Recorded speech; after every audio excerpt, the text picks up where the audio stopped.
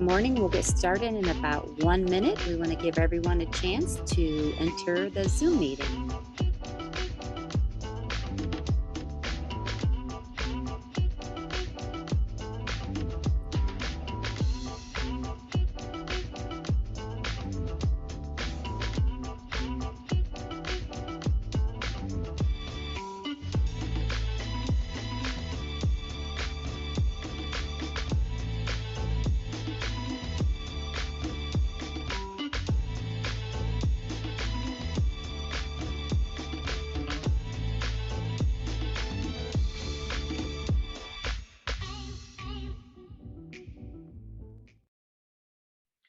All right, Julie, I don't see anybody in the waiting room, so I will make a few changes here and we'll get ready to roll.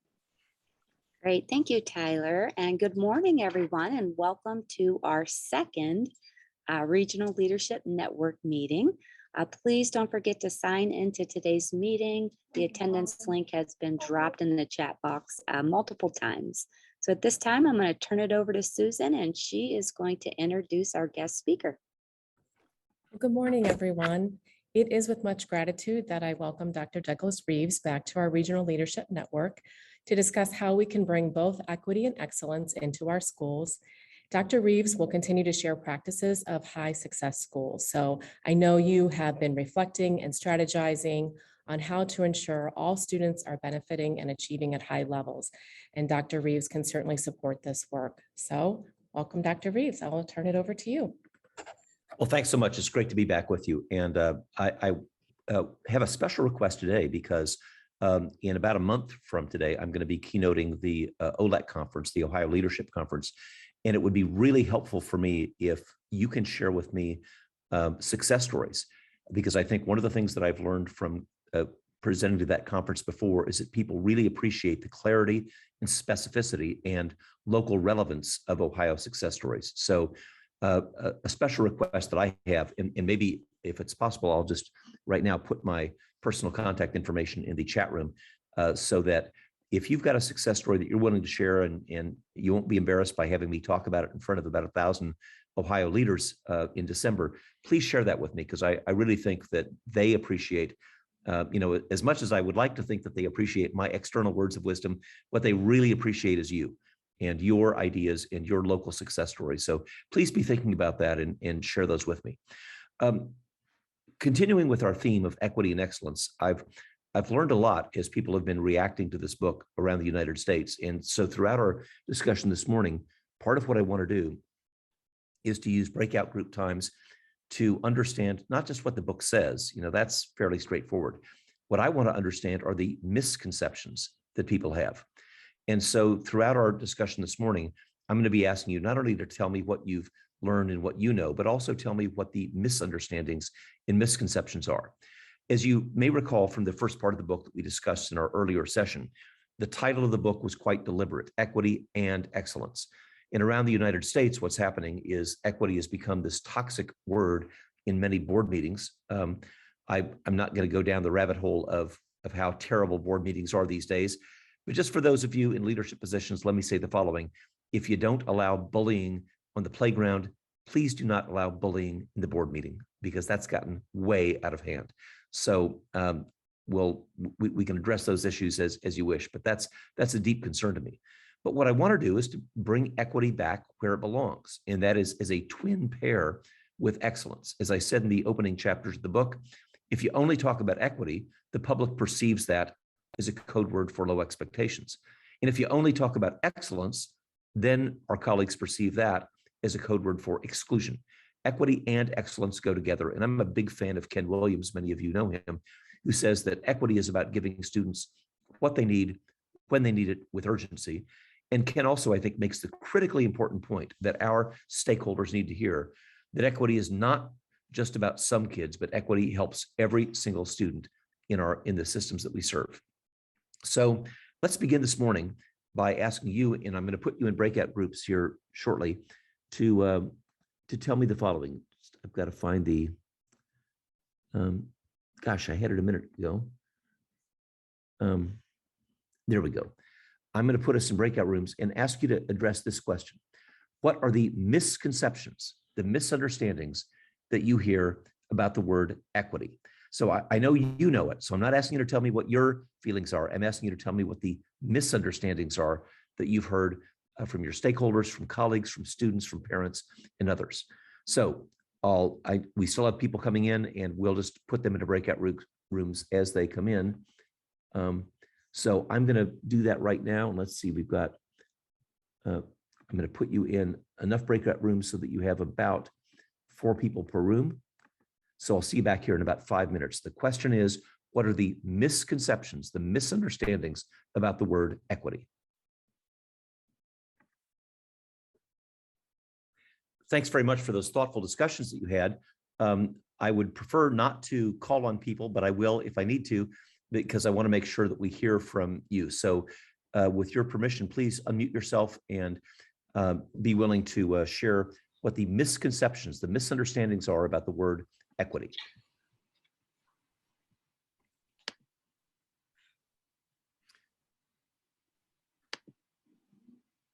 Hi, Dr. Reeves. Hi, please proceed.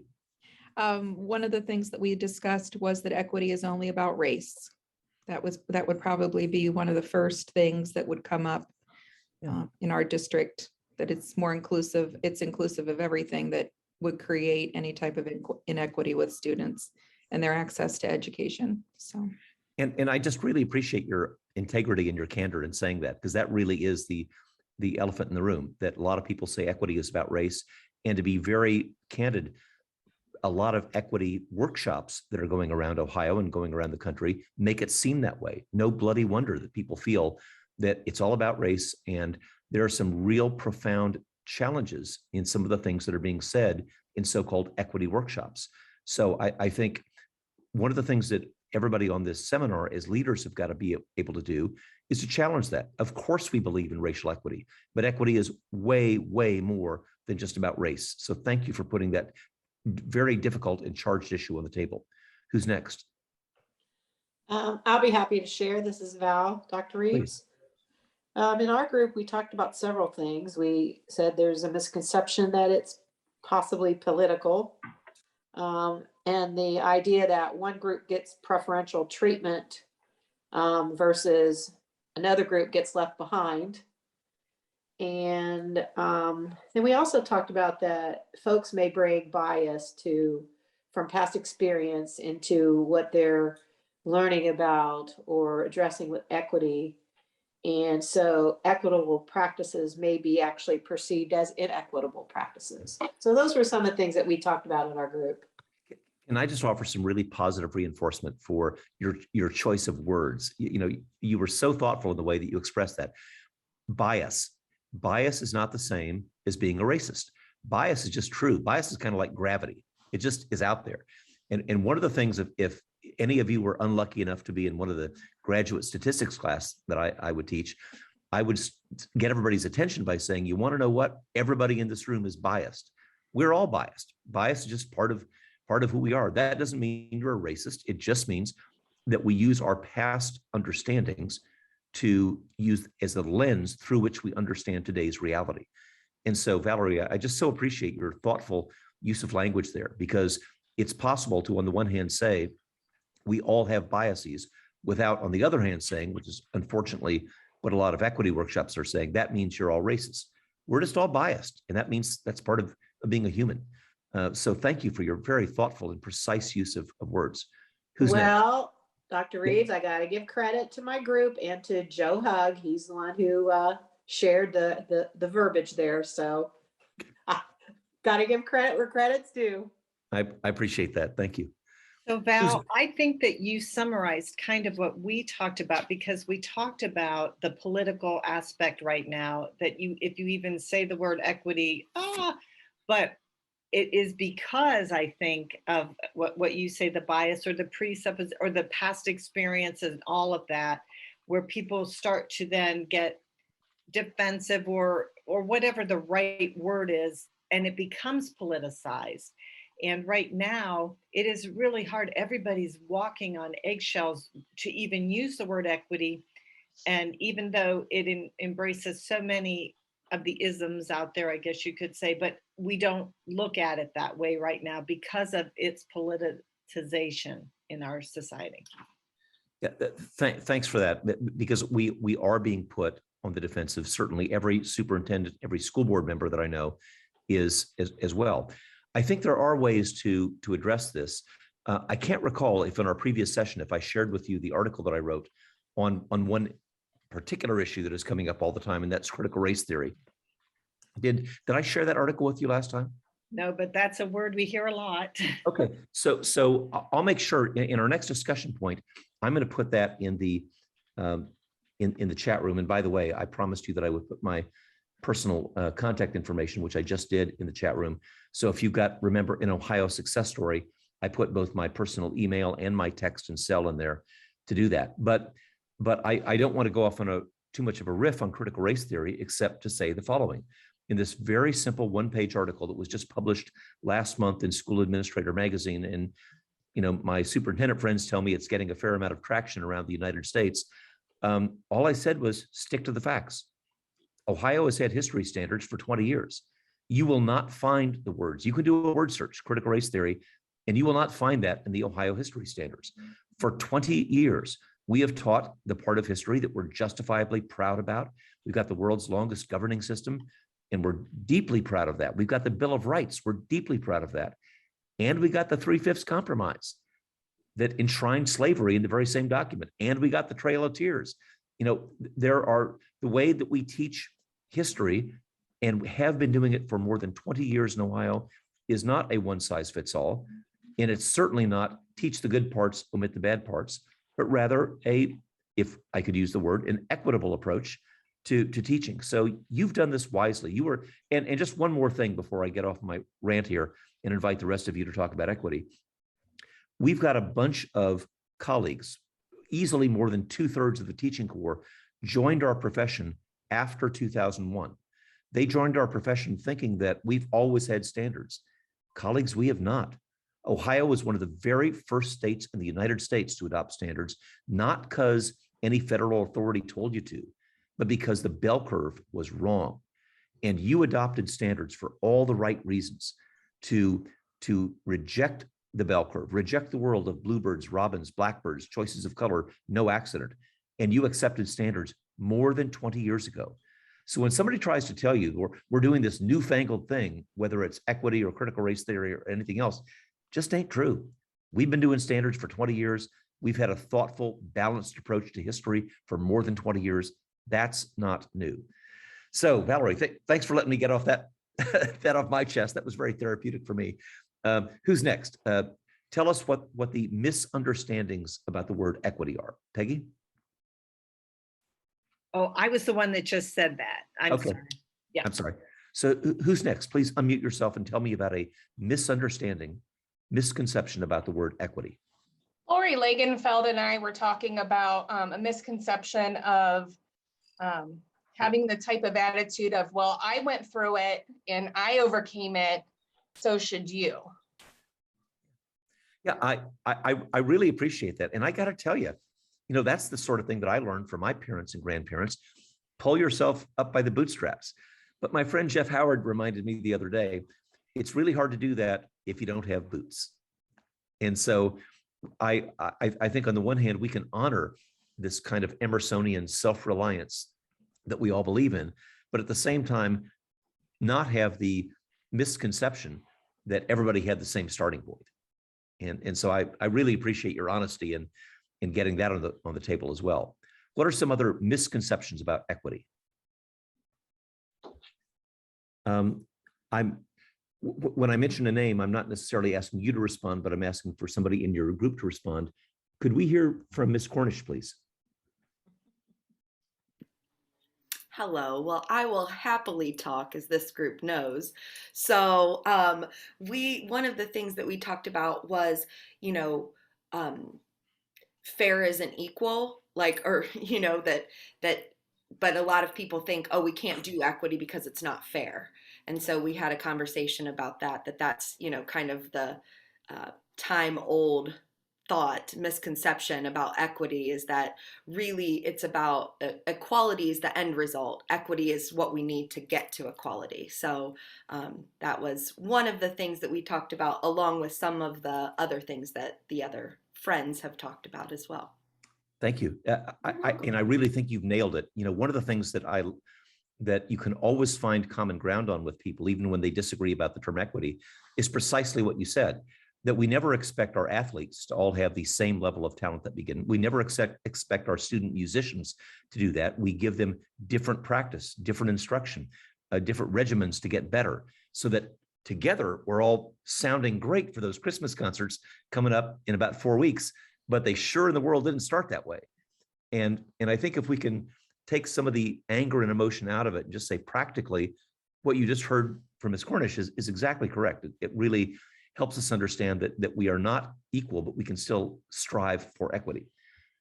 Anybody else willing to volunteer before I call on somebody? I'm going to go ahead and jump in for our group. Please do. For the most part, we talked about the same things that we were already discussed. The only other thing that we talked about in our group was that sometimes there's a misconception that it's only about special education as well. That's so interesting to hear you say that, because I just yesterday was addressing a group of special education directors for the Commonwealth of Massachusetts. And one of the things that I said, because you have obviously more expertise in this than I do, is that what a lot of special educators call special ed, we ought to be calling good ed, because it really applies to all of us. And there are so many things that I hear that they do to address students with different needs and still get them to the same crossing line, that are profoundly equitable, but they attend to the individual needs of students. And I really wish that we could take some of the expertise that you bring to the table and apply that to the entire system, because we can all learn from that. I can tell you that as a teacher, I learned a ton from special educators and from EL specialists that I would have never known in the course of my regular teaching. So let's proceed now to the next kind of big topic that I want to address. So we talked about equity and excellence. That's the title of the book. Equity without excellence is simply low expectations. That leads to the political problem. And excellence without equity leads to exclusion. You know the data on that. You see it all the time. And this is no rap on my high school friends, but the data are pretty clear. About 40% of our students are members of ethnic minorities. More than that, economically disadvantaged. 8% of AP students are in the same category. 4.3% of AP students who earn scores of 3 or higher, rather, which is what it takes to get college credit, are in that category. So there are dramatic inequities when we just talk about excellence. So please don't talk about equity without including excellence. Don't talk about excellence without including equity. And that may mean the opportunity for more time and more support for those students. One of the things I'm hearing from teachers around the United States is that we have students coming back to us in the fall of 2021 who are profoundly behind. They're behind not only academically, but behind behaviorally. Too many people are wasting energy and time debating the semantics of this. Is it learning loss or not? I don't care what you call it. All I know is that we're asking a 3rd grade teacher to teach reading to students who in the past already knew how to read. We're asking 2nd grade teachers to teach writing to students who don't know how to hold a pencil. And we're asking 9th grade teachers to teach science and social studies to kids who can't read the textbook. So all around the United States, we've got these students who are profoundly behind that we need to be able to deal with. So one of the questions that I want to raise to you is, how do we address the issue of time? You know, equity is all about providing students, as we said a minute ago, what they need, when they need it, with urgency. So the question that I've been posing around the United States is, do you have the same schedule now that you had in the fall of 2019? Because if you do, if you have the same schedule now as you had in the fall of 2019, we're saying COVID never happened. Learning loss never happened. So I'll bet some of you have really overcome that. And so what I want to do in our next series of breakouts is to ask this question. what are we doing differently in the fall of 2021 than we did before? And how is that responding to our student needs? And I want to really leave the gates wide open to tell me what differently means. Maybe it's something different in schedule. Maybe it's different in curriculum and assessment. Maybe it's different in terms of behavior. You tell me what's different today than in 2019. See you back here in about 5 minutes, and let's get our breakout groups going once again. So thanks again for those thoughtful discussions. Who's willing to start? I'll start. My group talked about the fact that I teach online.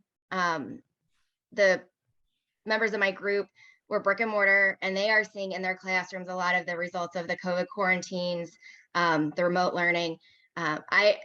My perspective is a little different because I am online. I've always been online. Our students, for the most part, we got an influx of students because of COVID, and we're aware of that. But our schedule did not change. We did not have days off because of COVID. Nobody was quarantined. Nobody missed instruction, unless they were sick, of course. But we have noticed a change in the types of students that we're getting, and some of those students did come with major amounts of time that they had been out of class. And one of the things that our administration team has discussed is taking independent work time, study hall time, and kind of getting rid of that and adding 10 minutes a day to each content area. And our high school principal actually figured by doing that, we would end up with 50 extra minutes per class per week, which is 1 extra period. And over the course of the year, it's 36 extra class periods to help. So that takes away from, if you're in study hall with the English teacher and you need help with math, the English teacher may not be as helpful as if you just had that much more time with your math teacher. Right. And from a special ed perspective, I would appreciate supporting my students with their math work during a math period more than in a study hall. So you have just spoken for teachers across the United States. It's all about time. We don't want to hear one more lecture on work smarter, not harder. We need more time. And that is true from our primary grades, where we need more time for literacy, all the way through advanced placement classes in high school. And so I really appreciate the thoughtful and specific advice that you shared with your colleagues. Those kind of structural changes in our schedule really make a difference. And don't think for one moment that 10 minutes is irrelevant. As you so thoughtfully said, that really adds up to significant numbers of periods and hours through the day. Thanks. That's a great start to us. Who's next? I can go ahead. Instead of adding time to our classrooms, we took about 3 to 5 minutes from our content classes to create like about a 25-minute homeroom period where our students meet with their homeroom teachers every day, and they go over missing assignments in all their classes. So those homeroom teachers are really kind of keeping tabs on where those students are. And then what we're trying to do with that is steer those students who have maybe become overwhelmed with the amount of missing assignments or content or classes that they're struggling with to after school tutoring, which we've never been able to have before. So we're using ESSER funds to kind of help drive that. And then in addition to those things, we've really beefed up our goal setting with our students. So each quarter, each classroom teacher is having all of their students write a goal for what they want to accomplish during that 9 weeks related to that course itself. And then we go back and, we revisit that. So that's one of the things that I've created using the ONA, and then using, a spreadsheet to kind of track that accountability with our teachers to make sure that they're meeting with kids weekly and they're discussing their assignments, where they are and where they are, making sure that each kid is creating and establishing a goal. And then we check that at the quarter to see how many of our students have made progress. Yeah, Mr. Nichols, that is so incredibly important. May I please ask what grade levels you're responsible for? 9 through 12.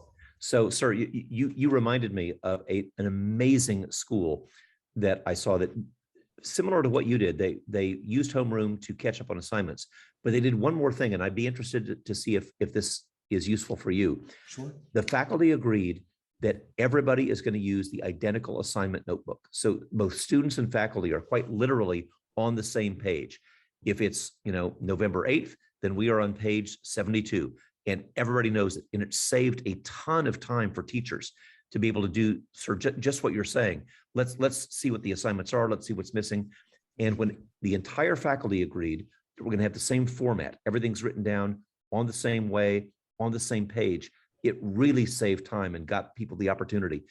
And what I really appreciate, Mr. Nichols, about what you're doing is you're not waiting until there's a bunch of F's in the transcript. What I hear you saying is you're literally intervening every single day. Am I fairly summarizing your position? Yes, the goal is to meet with every kid per week. So that homeroom teacher, may spend 5, 10, 15 minutes with one kid during that day. Maybe that's Monday, but then on Tuesday, they're hitting another 2 or 3 kids in their homeroom.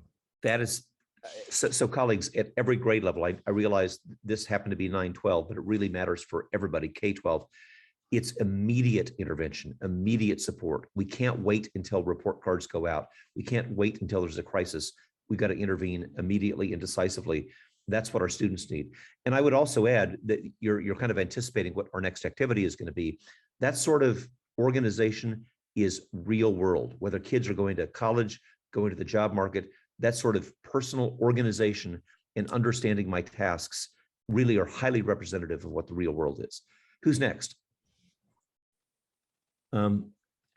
Let's see, Brian, we have not heard from you. Can you share? Yeah, sure. We did a couple things as well.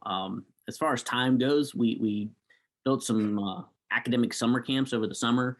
We had 8 weeks that, we had quite a good turnout, several hundred kids.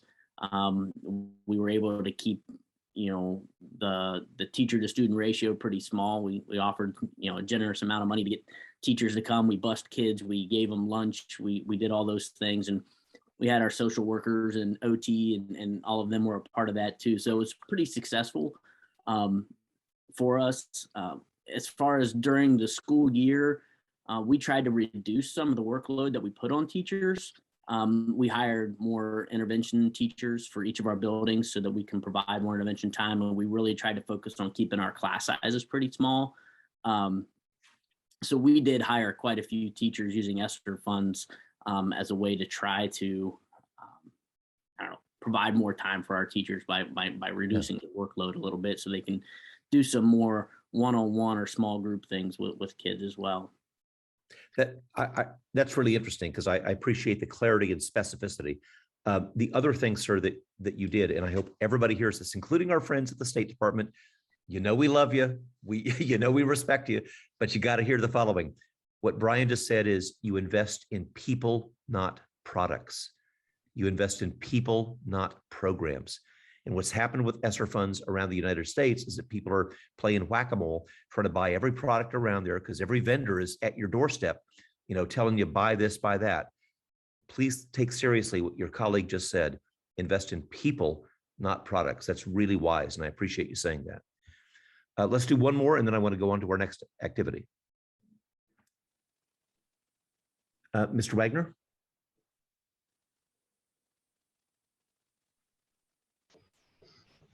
We did some of the same. We've invested more in the people side than the product side as well, to try to get back to normalcy and also to take some of the workload off of the staff and kind of spread the burden more amongst the entire group. So, and then it's a ditto to most things that have already been said. I think we're all trying similar concepts, and a lot of the people that are on here, we communicate often throughout our county. So, well, all I can ask is, for goodness sake, please don't take that for granted. You are so much better than and ahead of other states where I've been working, where it's really disappointing that rather than what you've been doing, they've got 39 kids in a classroom, but they always have money to buy the latest hot technology and the latest hot deal that nobody is using. So the fact, sir, that you're investing in people, not products, is really wise. And I know I sound like a broken record, but man, this is really important that we've got to be willing to consider. So there's one more misconception issue that I want to address, and I realize I'm perilously coming up against our time constraint here, but I want to make sure that we address this. And also, colleagues, it's totally okay. I should have said at the outset, hopefully everybody knows me by now, that if you've got a question or if you've got a challenge, Doug, something you wrote in this chapter, I think is wrong because you got to know it's totally okay to always make those challenges. Not only because I think that's good adult learning and respectful civil discourse, but also, as we all know, our kids need and our communities need to see examples of friends who disagree with each other and we're still friends. So please, for goodness sake, feel free to push back. The last issue that I want to address in your breakout rooms is one more misconception. And this misconception is, in the real world, ... I'll bet you've heard that 100 times from colleagues, from parents, from community leaders. In the real world, ... Now, I know, colleagues, you know what it is. What I'm asking for in this next breakout is what the misconceptions are. What do you hear about the real world that is fundamentally not about the real world? At least not about the real world of 2021. It may be the real world of 1980, but I want to hear what the misconceptions are about the real world. See you back here in 5 minutes. So part of the focus that you've had on equity and excellence is backed up by the contention that many of our stakeholders have about what the real world is. So what I ask you to do in the breakout sessions that you just completed is tell me what the misunderstandings are about the real world. So, whoops, so who's, and I am mindful of my time. So SST colleagues, I promise you that I'm going to stop exactly on time. Who's willing to start? The misconceptions about the real world. Our group talked about the idea of deadlines, that in the real world, you can't turn anything late. So that's why I have to have this hard rule that it's due when it's due and there's no makeups. Yeah, and the plain fact is we all do believe in deadlines and the real world has them. But the question that I think a lot of teachers have is, so then what? What do we do if kids miss deadlines?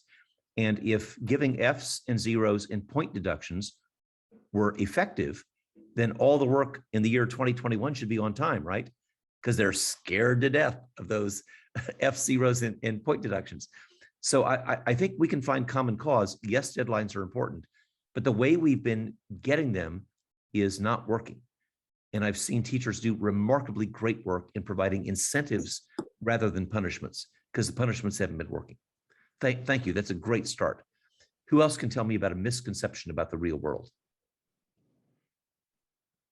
So Doug, in our breakout room, we also talked about the grading practices, and we talked about how it's probably more effective to issue an incomplete than a zero, because if a student doesn't turn in work, you can't really grade something that does not exist. And back in the day when I was in the classroom, we would issue incompletes to our students.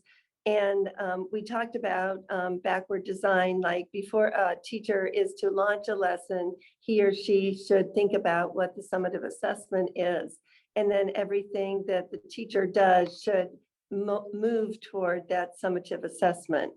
And like I said, teachers that give points or zeros or whatever, it's not beholden to the child, it's just not showing that it has made a difference. So I'm a big fan of no zeros, not even given the lowest F, because if a child fails, then I have failed that child as a teacher. And I wish people could understand that. I really appreciate that. And also, I think you've articulated so wisely, the real world consequence is doing it again. Amen. And the whole idea that, you have articulated brilliantly, I think the biggest misconception in the real world, you got to get it right the first time. Friends, I've written a bunch of books and a bunch of articles, and I never had a first draft accepted. No. And I'm, a relatively well-published writer. The first draft never gets accepted. The idea that you get it right the first time is crazy. It's always a question of getting feedback, respecting feedback, resubmission. That's the real world. And I worry that sometimes our grading systems, as you so thoughtfully say, imply that there's a real world that just doesn't exist. It isn't true now. The last time it probably was true was in the 1700s, where people were working in mills to submit work to their managers. But right now in 2021, the real world is you never get it right the first time. You always get feedback. And from a teacher's standpoint, you deserve to have respect for your feedback. Thank you. That was such an important contribution. Thank you. We have time for one more. Mr. or Miss Rush, and I apologize because I never assumed that D-A-L-E is a masculine or feminine name. Mr. or Miss Rush? Yeah, I was in the one group where we talked about, the deadlines for students, and that being a misconception. I think that also piece we talked about, that the communication between us, higher ed, the business world, and education, those pieces to alleviate some of the misconceptions is important. I think we need to continue to do a better job with that. So, that's another aspect of where we are in 2021 is communication. Even though we do some focus groups, we do some different things, we need to continue working on that to make sure that the misconceptions are alleviated as much as possible. And I think communication is the key to that. Sir, you have, what a great way to kind of bring us home here. You have nailed it, because I really appreciate you talking about colleges and the business world. I wrote an article called "What Colleges Really Need Right Now," and I am trying to find it in my notes, but I can't. But if any of you are interested in that, because you've had somebody say, well, in the business world, when they get to college, ... in the real world, ... what this article said is precisely what you just heard from your colleague. And that is, it is not about getting it right the first time. One thing that managers, employers, and college professors told me is these kids have got to be able to take feedback without calling their mother, their therapist, and their lawyer. They just got to be able to take feedback. And that is the real world. The real world is not about magically getting it right the first time. And I really appreciate, sir, that you're bringing into the discussion colleges and employers, because they are relevant, but there are tremendous levels of misunderstanding about what those college professors and employers really want. They don't want it right the first time. They want students who can accept, respect, and apply feedback. I'll just close our discussion this morning by telling you, as a practical, every time we do professional learnings, people say, well, Doug, give me just one thing that I can use, that I can take back to teachers in the classroom. So let me close by giving you this one thing. What I used is, you never get full credit for the first submission. The best you can do, and I've done this with little kids all the way to postdoc students, you never get full credit for the first submission. And I do that for two reasons. Number one, nobody's perfect. The best you can do is half credit. And number two, I'm working too darn hard to give feedback, to have my feedback disrespected. And all your teachers are as well. So if you want to leave today's book study with something that you can say, here's how to get more respect for teachers, try that. Fewer assignments, but each one only gets half credit for the first submission. You only get full credit when you respect the teacher feedback, apply the teacher feedback, and then resubmit it. That is going to really give those students, as your colleague just said, a real world experience, whether it's college or work, and also give your teachers more respect. Well, once again, our time has evaporated. I really appreciate the SST allowing me this opportunity to be with you. Please take a look at the chat room, because I've put my personal contact information in there. I hope you'll take advantage of it. And remember, if you're willing to share a success story with me, I would love to share that with the entire state of Ohio next month when I speak to the OLAC conference. All right. Thank you, Dr. Reeves, very much for this opportunity to network with you, network with our fellow colleagues as well, and really appreciate that. I will, if you give me 1 second, I will actually put this on the screen, and I'll put it in our slide deck of your contact information. So if we have any success stories, we will put that in there. That's what happens when you get to run the tech as well here. So, all right. Again, we really appreciate this opportunity, and we thank you for being a part of this, and we thank you for participants for sharing as well. And as mentioned, we would love to. I know this region has a lot of success stories, and we would love to hear those. And let us know, or also send them directly to Dr. Reeves there as well with his contact information. We'll make sure that that gets sent out to the participants here at the end as well. So, okay.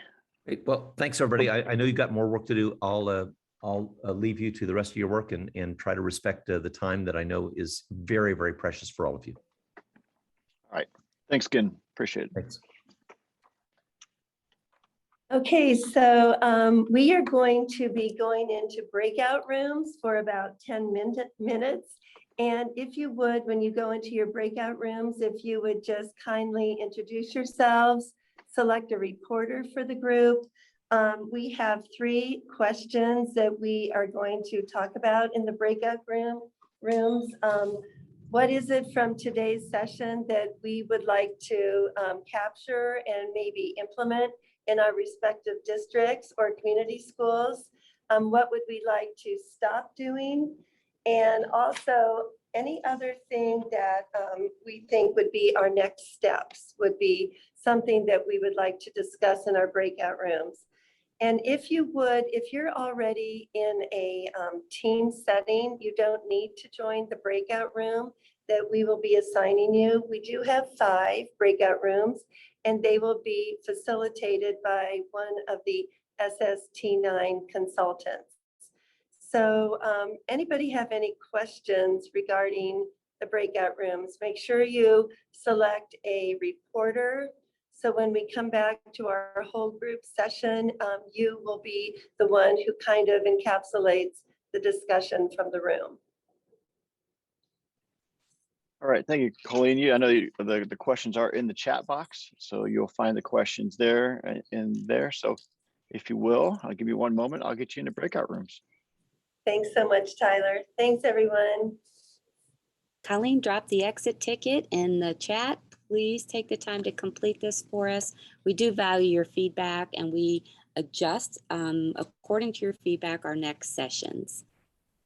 And then our next session is in January. Boy, that's hard to believe, but we'll see you on January 19th at same time, 9 to 10:30, and the same Zoom virtual link. And finally, just thank you for coming. We really appreciate the time that you invest in yourself to be here today to learn and grow together in our region. So if you have any questions, please reach out to us. We are here to support you. Have a great afternoon, everyone. Thank you.